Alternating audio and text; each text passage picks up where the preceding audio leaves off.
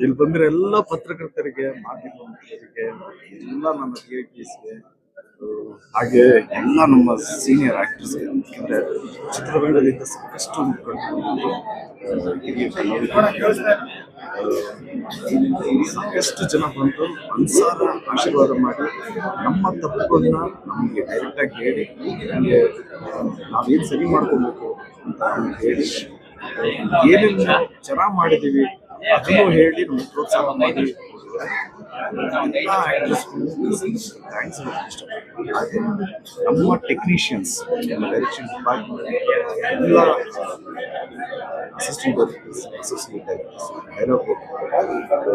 Editor Sanket, Gandhi, Devu ಅವರು, Bharat,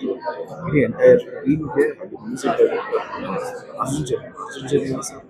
is a major role actually. Second half ತುಂಬ ಚೆನ್ನಾಗಿ ಮಾಡಿದ್ದಾರೆ, ತುಂಬ ಚೆನ್ನಾಗಿ ಕಂಪೋಸ್ ಮಾಡಿದ್ದಾರೆ. ಆ್ಯಸ್ ಅನ್ ಆಡಿಯನ್ ಇವಾಗ ಸೈಲೆಂಟ್ ಆಗಿದೆ,